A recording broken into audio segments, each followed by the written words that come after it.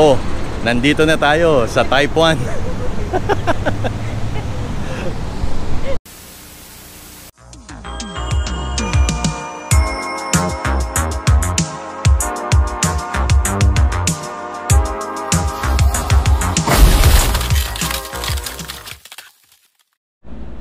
Hey guys, welcome sa isa na namang episode ng Bud TV. For this video, papunta tayo ngayon sa Suginami City from Tokyo, Japan para mabisita at makita ang isa sa mga premier spots and destinations ng mga car enthusiasts, ang Spoon Sports Incorporated, or as also known as Type 1 Headquarters. Ano ba ang Spoon Sports? Ito ay isang well-known na Japanese company that specializes in engine tuning and aftermarket parts for your Honda cars. So let's go ahead, tignan natin kung ano yung makikita natin dito sa Spoon Sports Headquarters.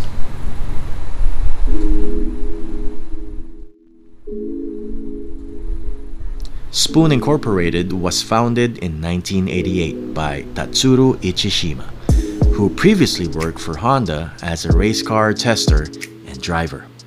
His decision to set up the company had the backing of Honda and Mugen. The company caters to car owners who seek higher performance, lacking in their vehicles amid Honda's shift towards eco-friendly technology. Spoon Sports is also known for its tuning parts, which, like those produced by Toto Racing, are popular for their naturally aspirated performance. This type of tuner is noted for its aggressive side and the requirement for valve train upgrades. The company is also known for producing aftermarket parts such as powertrain, suspension, aero parts, wheels, drivetrain, braking system, and cooling system. So the headquarters is also located in Ugikobo, Suginami City in Tokyo, Japan. Very famous din sila for making Integra Type R, NSX, S2000, and lastly, the Honda Civic.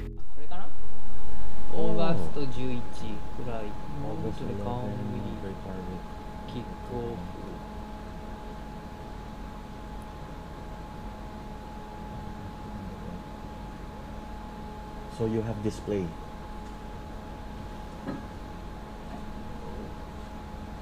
Oh, okay.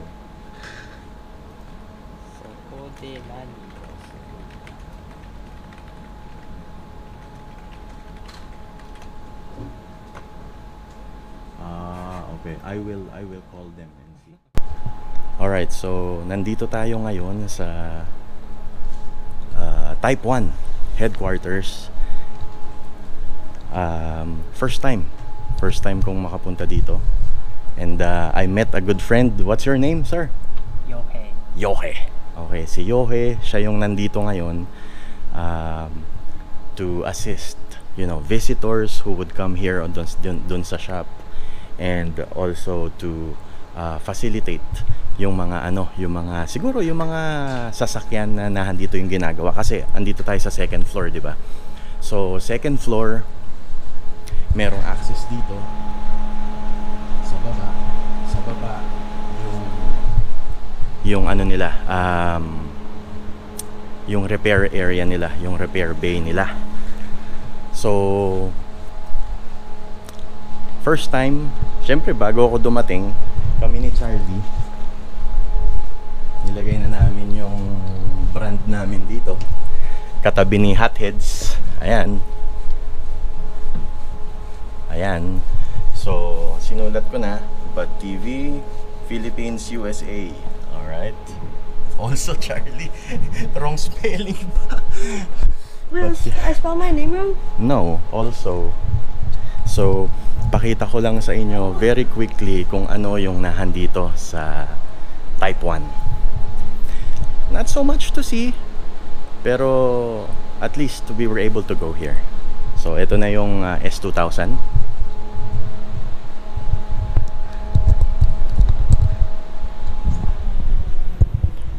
Ayan yung Spoon version nila ng S2000.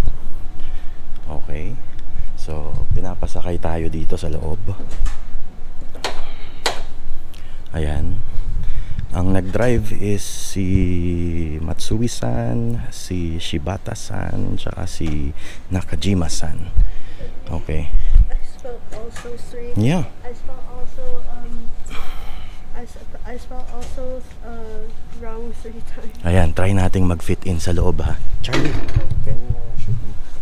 Okay. What's up, guys? It's playing. Mag-fit in dito sa loob.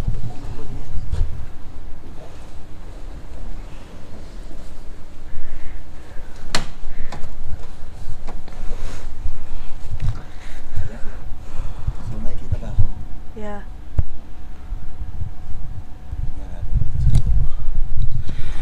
So, isipin nyo kung gaano ka tight yung entrance or yung entrada. So, shifter, handbrake, all gutted out sa likod. Wala lang, ito lang, crossbars. Oh, ito na yung yung Monte Carlo ignition. Ayan. Ito yung ito yung throttle, brake. 'Di ba? Ayan. This is how it feels like. All right. Nice. I'm gonna need this.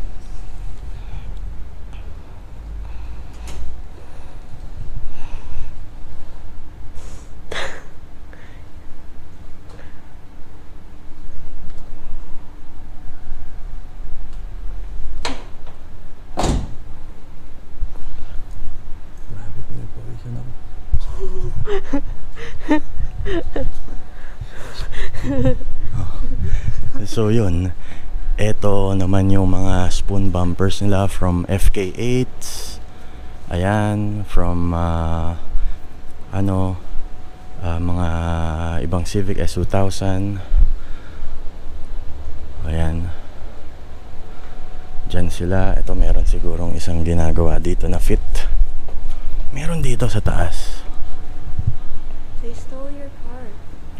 That's 96 spec Civic.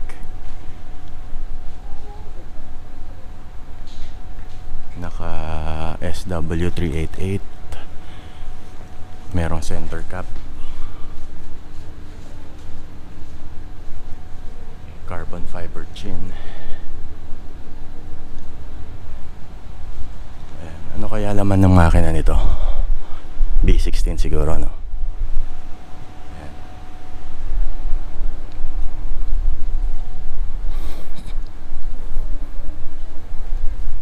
Naka disc brake. Tapos ito yung lumang S800 na Honda. Ito hatch to.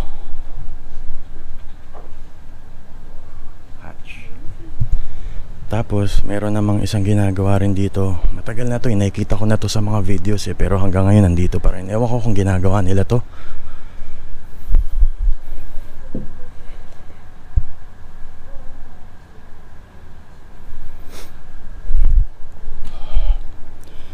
Naka-Mugen. Tapos, naka-Type R seats.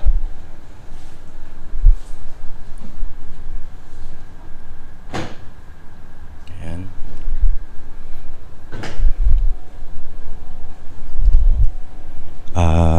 2K spec.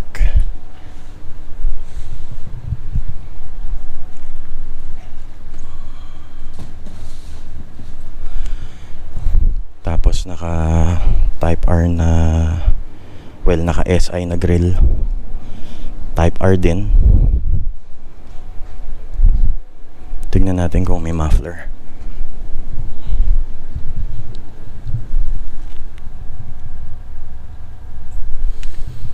Parang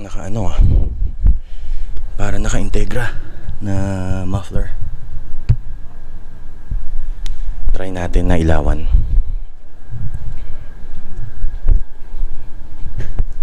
Can give me my light? Ito naman. Ha? Assistant ko to eh. Ito mamaya na natin puntahan yan. Tignan muna natin yung muffler.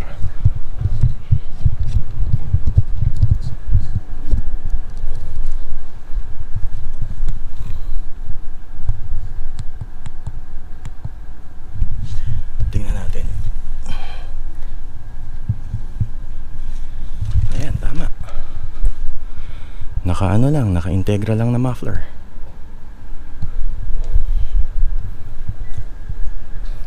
Bawal hawakan. Pero maganda yung paint. Feeling ko kakapinta lang nila nito.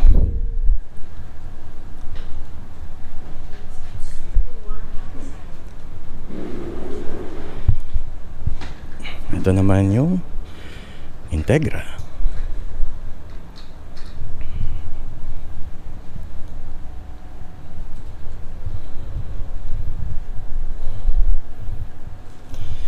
Naka-Advan Racing. Ang laki ng rotors, oh.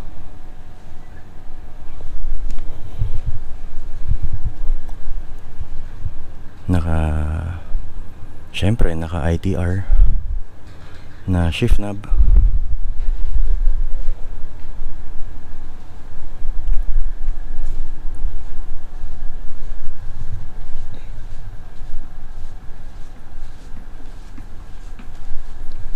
Naka Mugen na twin loop, I think.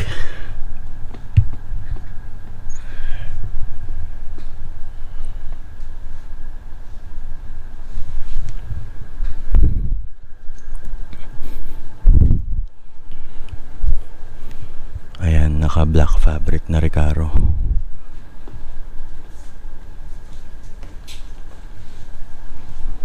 Ayan.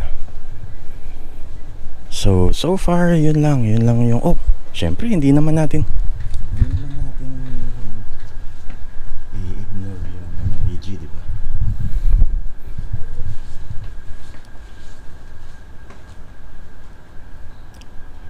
So, naka-optional na na AG6 na hubcap wheels, 15s, naka-retract side mirror, naka EG6 na interior, naka ITR na shift knob, right hand drive, leather wrap na steering wheel. Tingnan nyo dun.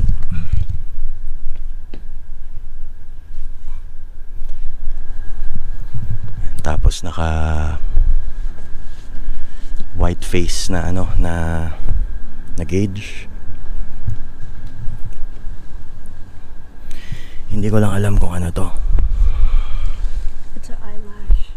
Tapos hindi ko masilip kung anong makina. Ayan. Yeah. He's gonna pull it. Aray ko po. B16A. Sakto. Thank you.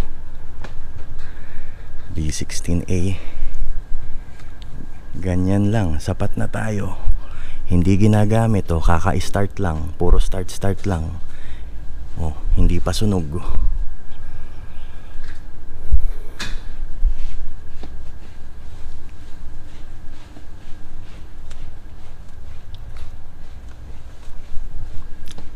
Naka OEM lang na strut bar.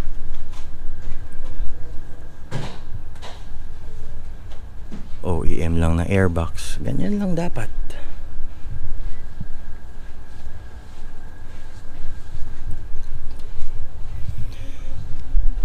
Naka-vintag siya, Orig EG6. Naka 134A na aircon.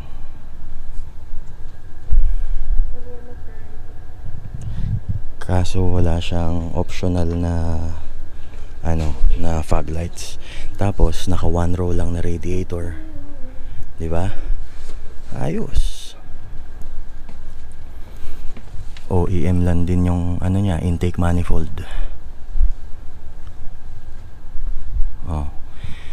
Pero mukhang binaklas na yung transmission tsaka yung block. Nilinis na yung block nito.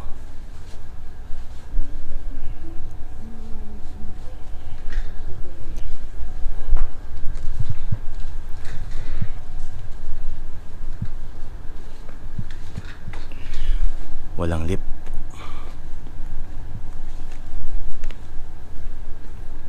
Doon pa rin talaga tayo napupunta sa luma, eh, no? Ang dami maganda dyan, ah. Lastly, ito yung mga valve covers nila.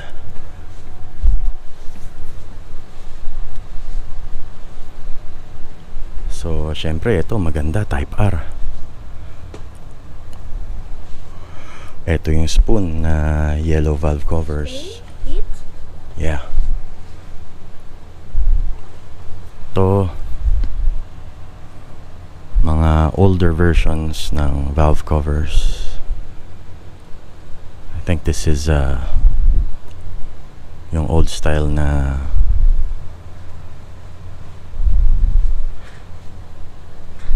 DOH engine. Calipers.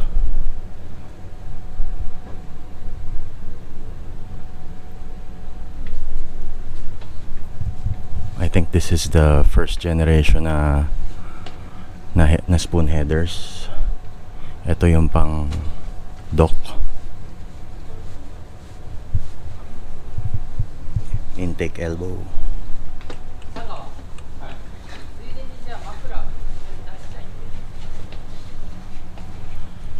Tsaka mga old na Honda logos.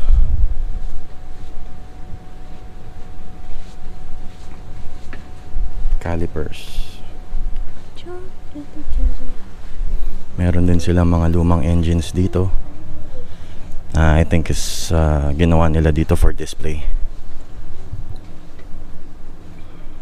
Pero check nyo, no?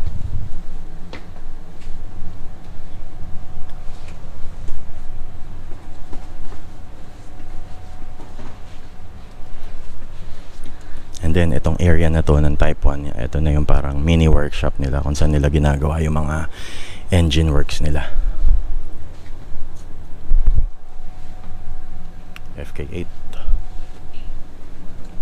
Meron din transmissions dito. Tapos papakita na rin natin tong fit. Yellow fit, no? Sana gumawa na lang sila ng ulit ng ganito, ng gantong fit, ano? Ang cute-cute nito, eh. Sana ganun na lang.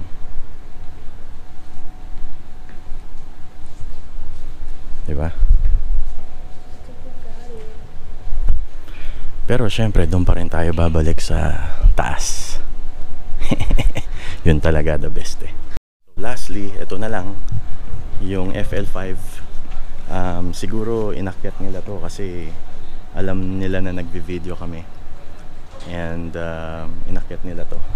Ayokong sakyan, but tempted ako. Pero wag na. Ayoko. Okay na to.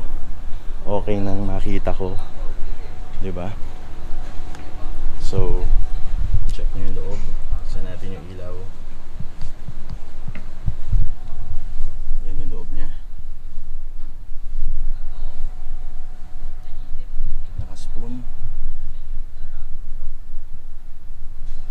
Shift knob. Steering wheel. Spoon na seats. SW388.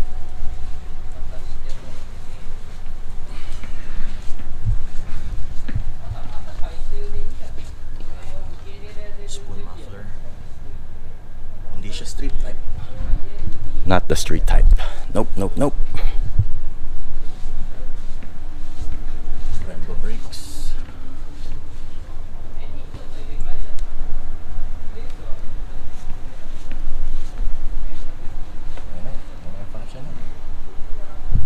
So umabot lang talaga. So yun lang.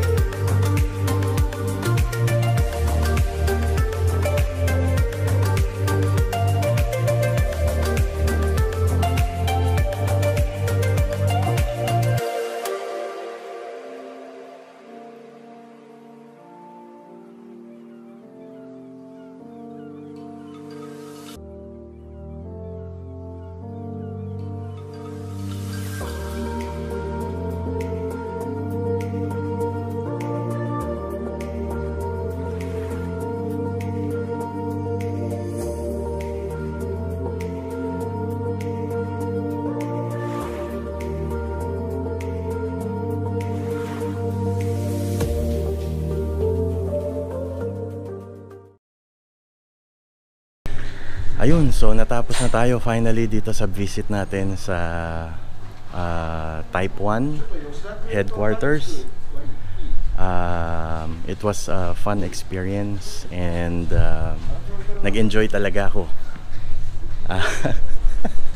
Di ba nag-enjoy kayo? Yeah. Yeah, di ba? So, kasi ito, every Honda enthusiast dream na makapunta dito. And also, of course, pagka gumagamit ka rin ng Spoon products, syempre, kailangan meron ka nito, di ba? Makapunta ka dito, ma-experience mo to. So, it was fun. Siguro, next time, pagka may chance, makabalik ulit, makakita tayo ng mga ibang sasakyan na nandito. Pero at least, di ba? Nakapunta na tayo for the first time. So, ayun, magmula dito sa Spoon Type 1 headquarters. Nasaan ba tayo? Anong city to? Suginami yata. Tama? Suginami. Suginami City. This has been Bud TV. Sana nagustuhan niyo yung video natin for today. Maraming salamat. Magkita tayo sa susunod na video. Okay.